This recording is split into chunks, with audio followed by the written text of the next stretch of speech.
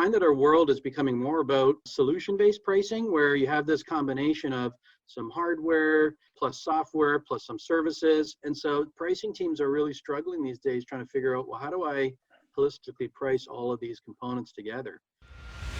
Coffee's for closers only. So we've established my proposal is sound in principle. Now we're just haggling over price. Let's see how much we're going for on eBay. Man, it's the same as Dunkin' Donuts. Costs 15 times the price. Welcome to Impact Pricing, the podcast where we discuss pricing, value, and the transformational relationship between them. I'm Mark Stiving. Today our guest is Scott Miller. Here are 3 things you want to know about Scott before we start. First, he's hopped back and forth between pricing consulting and pricing practitioner. So he's actually got some really interesting insights. He's the author of the Software Pricing Framework, which I'd love to know more about.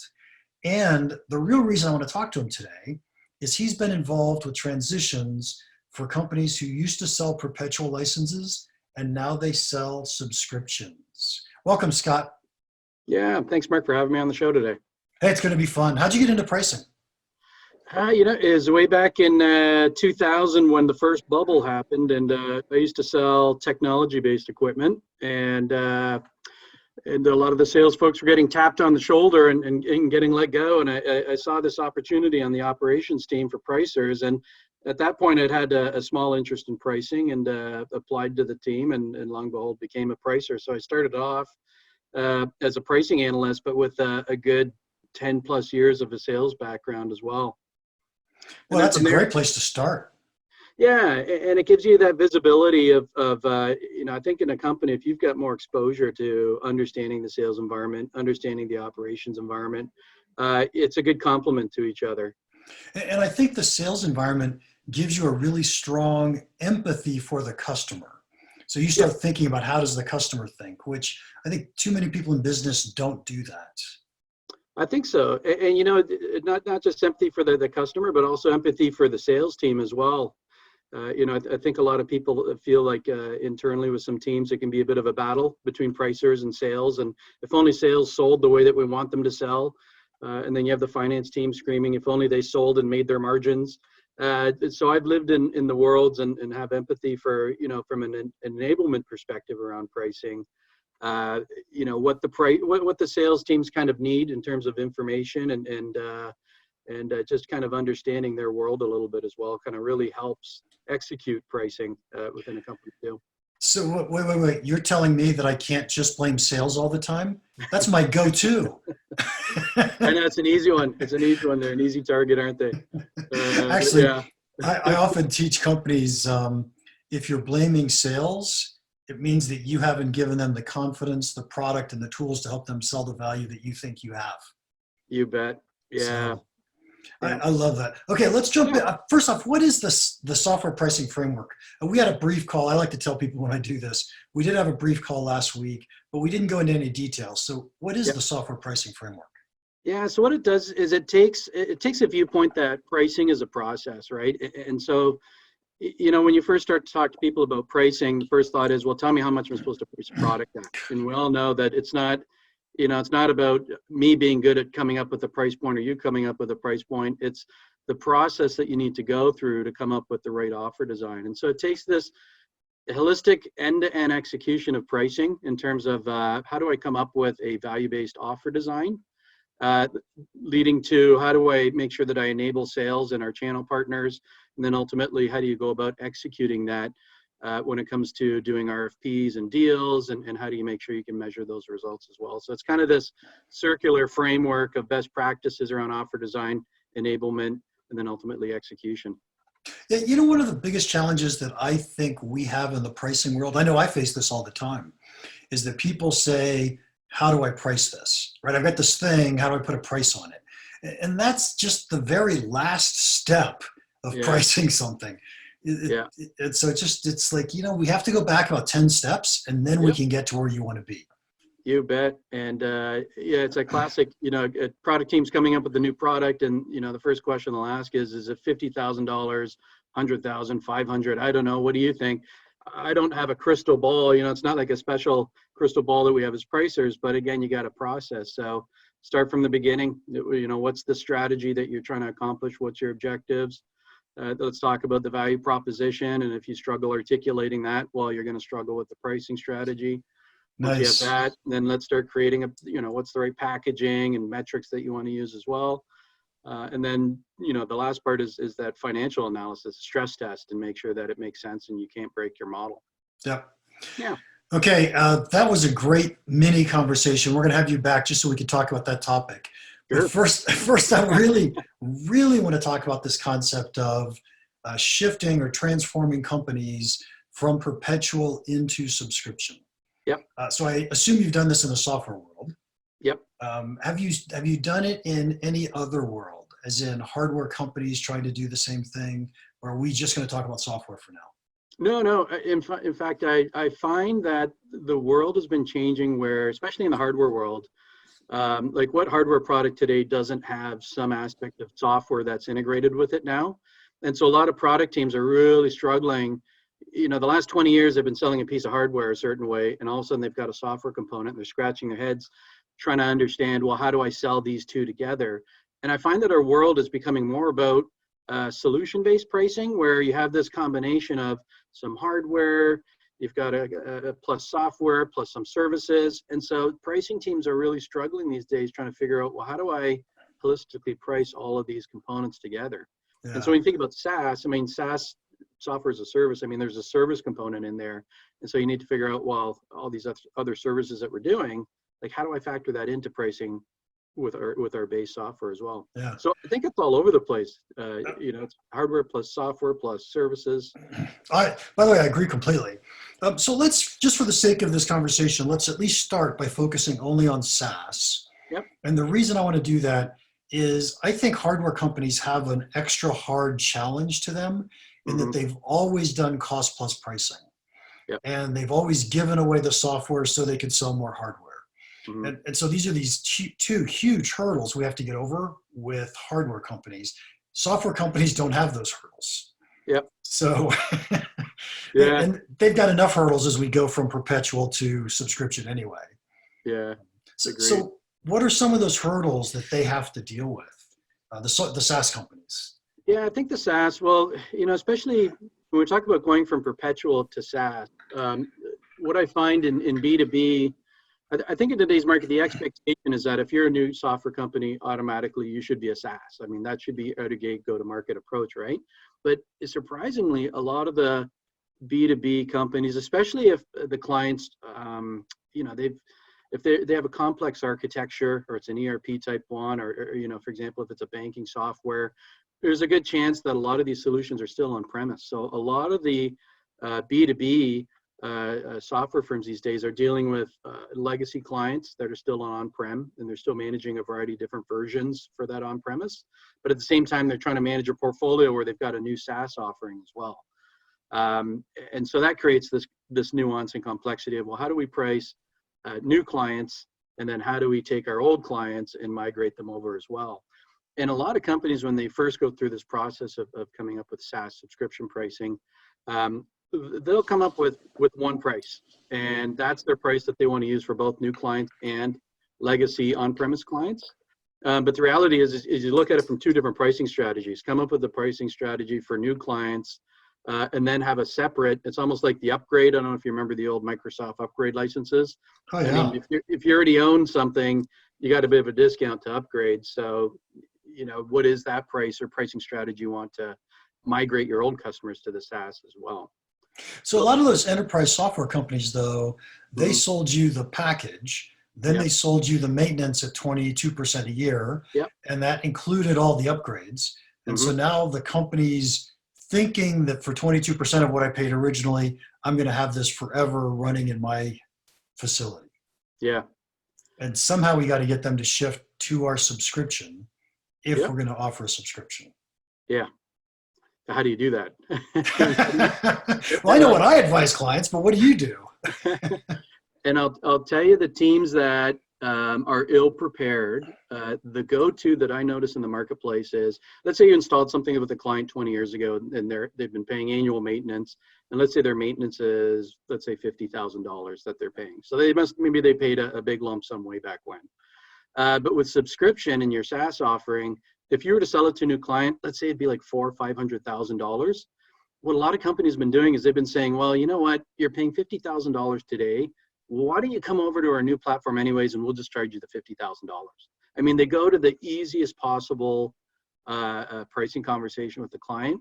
And what they haven't done is they've totally neglected all the value add that you're providing with software as a service. And I kind of bang my head on the wall when I hear that case of like, well, whatever you were paying in maintenance support, that's what you're going to pay going forward for SaaS. I mean, you haven't had any, like, what's the value of SaaS? I mean, you look at what you're doing now as a company, like you're bearing the burden of all the hardware on the back end, doing all the cybersecurity, which is major, doing all the middleware maintenance, doing the patches and whatnot. I mean, that's the conversation needed with clients when you upgrade clients from old to new. And the second part is that usually when you build SaaS, that's your chance to really create a new wow product. And most of the clients that are on-prem, some of them are like one or two major versions behind. In the SaaS, that's your new user interface, your new customer experience. You've got a lot of new innovation built into it. I mean, that's the other part of the value add sell is you're dealing with an old software. It's keeping you behind. You're being less competitive in the marketplace by using that. With SaaS, you get everything, all the latest and greatest. We can get you up and running fairly quickly. But it's not going to be at $50,000 a year. And so what I found with one particular team is they had this is like the price anchor, right? They had the $50,000 in their mind, and every time this was from the sales side. Yeah, the salespeople had a price anchor. both parties. Like you had the client, every time they had a meeting, the client would bring up $50,000. The salespeople had it in their head that we got to try and do something in the context of 50. So the strategy, we did a bit of role playing with the team. We said, okay, from now on, any presentations you go into the client with, don't even talk about the $50,000. Don't bring it up. It's not even relevant anymore. And so leave it to the client to kind of bring it up, and we'll go through some objection handling, how you deal with that. But the whole conversation now is all about the value of the SaaS. Don't even talk about price yet. Like just go in and just get them excited about this new product.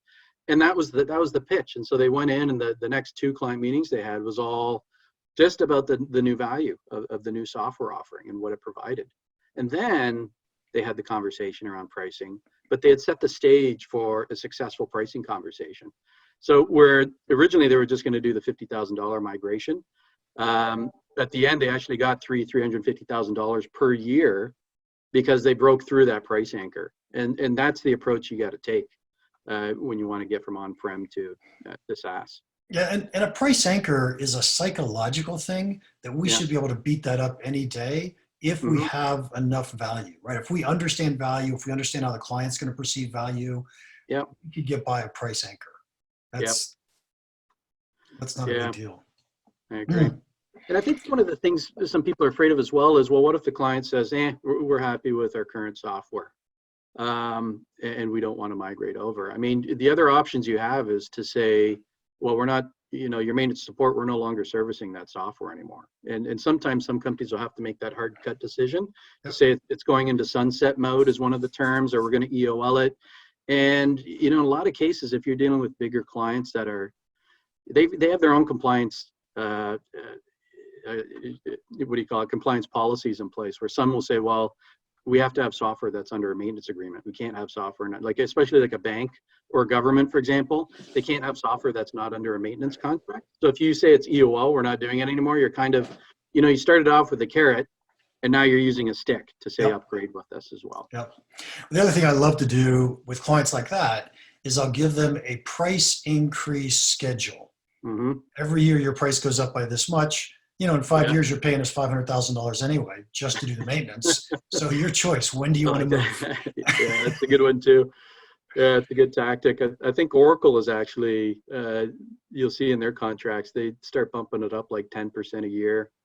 But you're right, that's a good strategy. Yeah. Yeah. Well, you don't want to leave a good client high and dry. Yeah. But come on. Right? So, yeah. Nice. And so I often recommend to people, once you go SaaS, to stop developing the existing product, right? So new capabilities come out, new concepts come out. You just say, no, that doesn't go on the old platform. Yeah. It just goes on the new platform.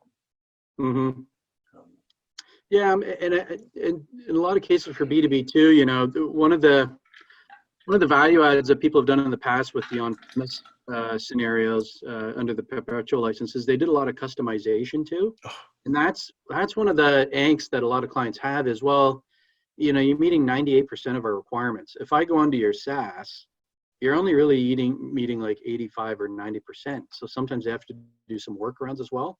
And so that's another part of the you know, for the sales dialogue, when you go through kind of possible objections, is how do you plan to handle that, especially with those clients that have everything they need, you know, but then again, obviously if your new product, your new SaaS product is above and beyond in value, then obviously they don't have everything they need.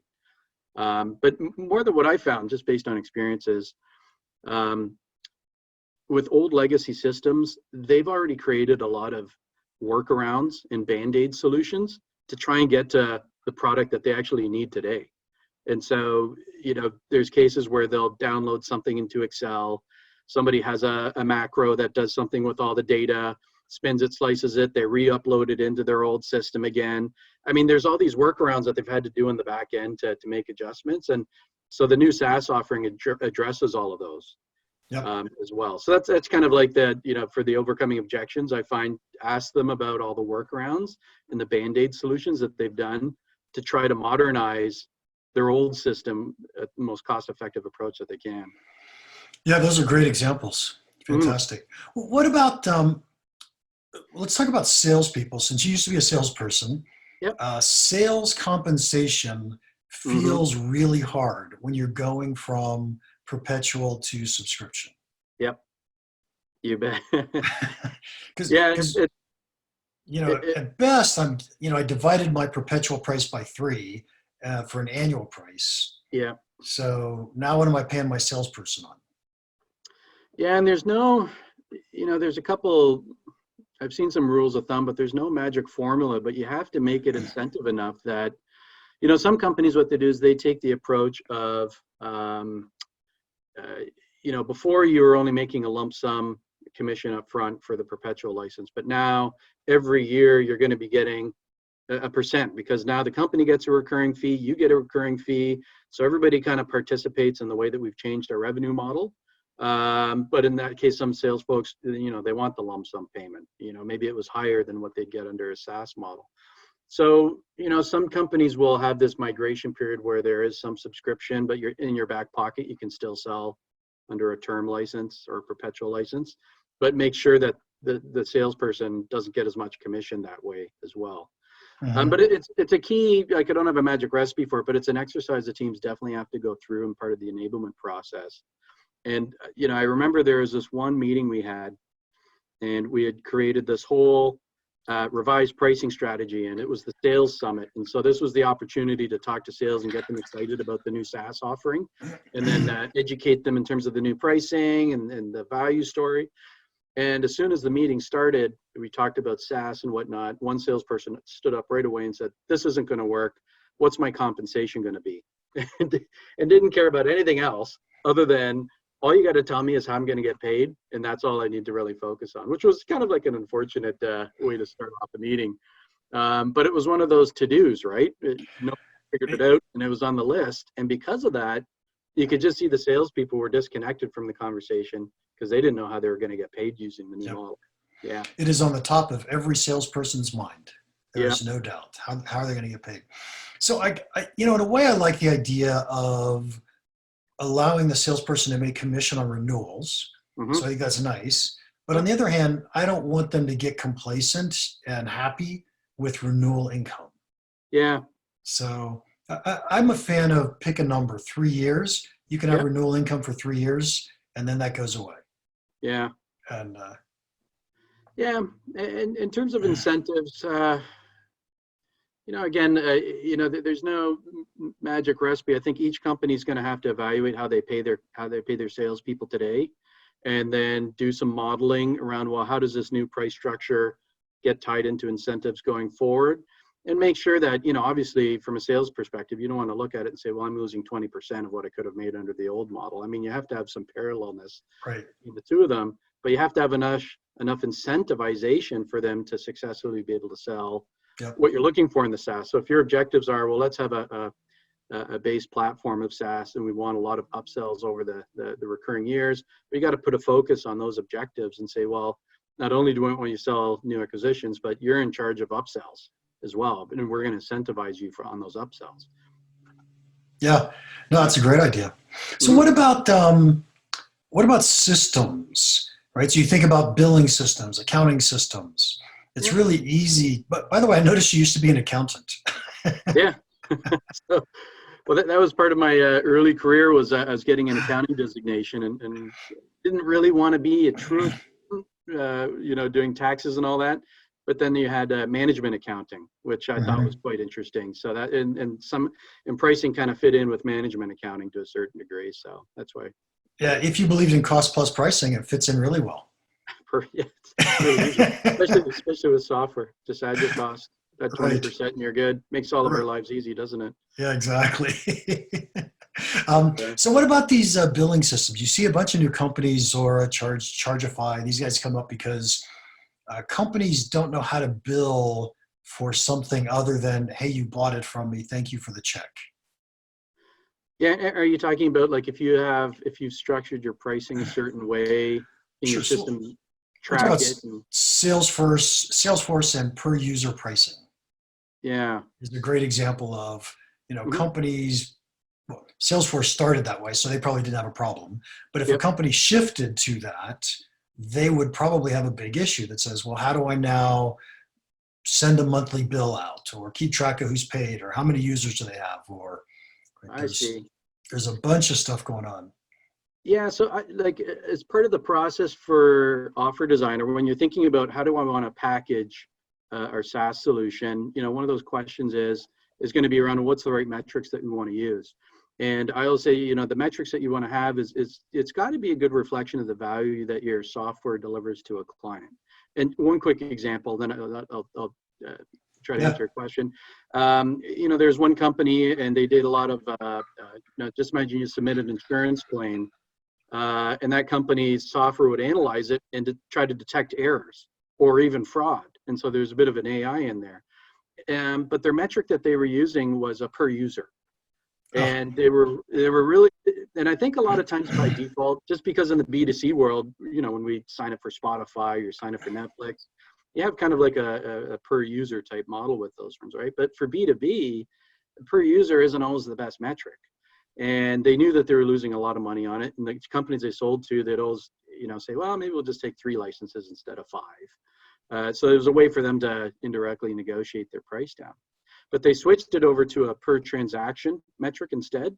And so if it was let's say a claim coming from a doctor's office versus a claim coming from a hospital, they had 2 differentiated prices based on the type of claim that came in as well.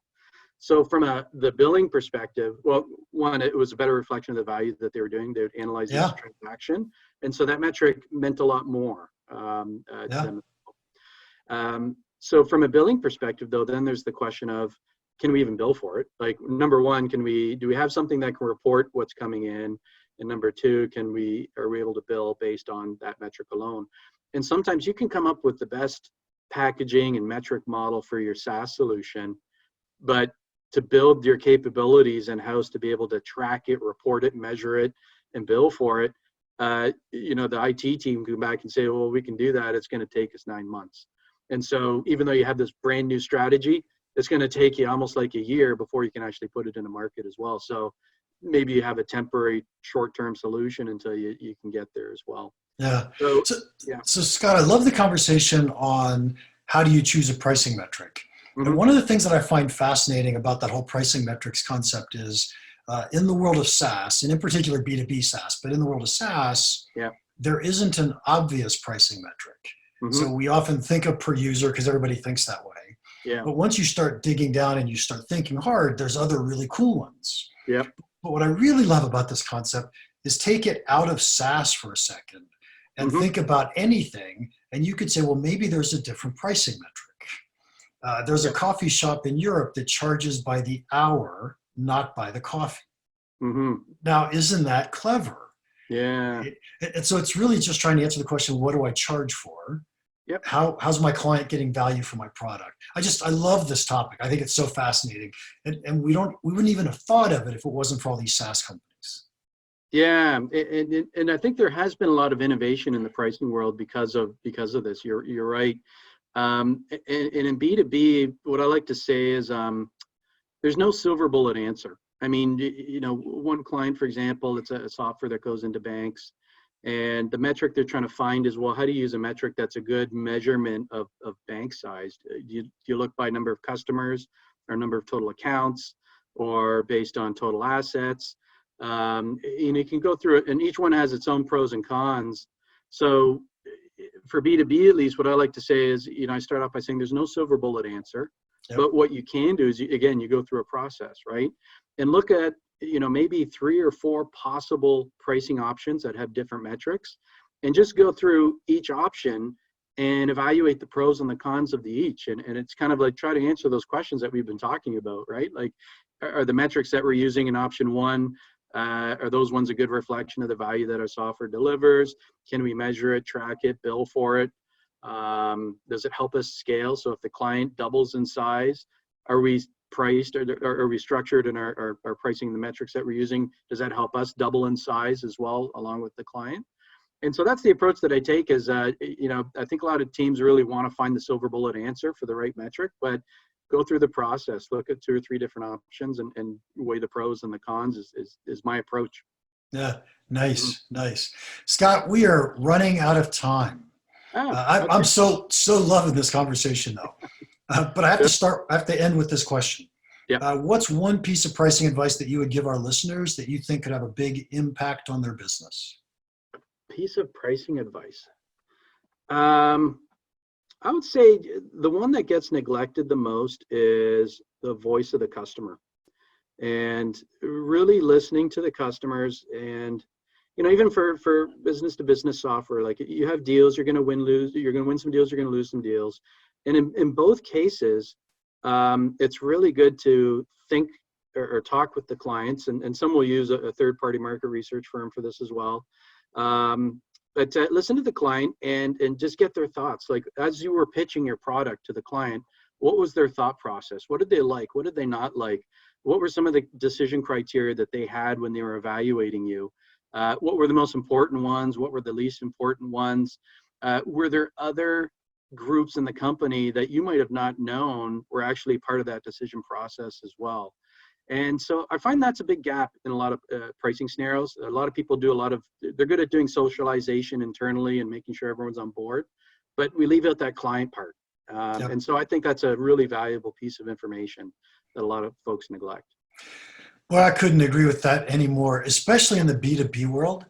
Because in the B2B world, we often don't have all this massive quantities of purchase data that we can go do analytics on and say, oh, here's what the price sensitivity is of this market segment. So we have to go listen to our customers. Yeah, so, you bet. Fabulous, Scott. Hey, thank you so much for your time today. If anybody wants to contact you, how can they do that?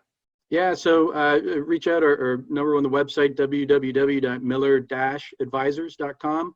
Or email me at scott@miller-advisors.com. Excellent. We'll have those links in our show notes as well. Great. Episode 62 is all done.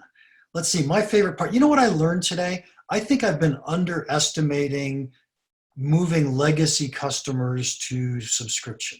And I thought the very beginning of that was pretty interesting. Yeah. What was your favorite part? Please let us know in the comments or wherever you downloaded and listened. While you're at it, would you please give us a 5-star review? We take these very seriously, and they've been so helpful to us. It helps us reach out to more and more pricing people.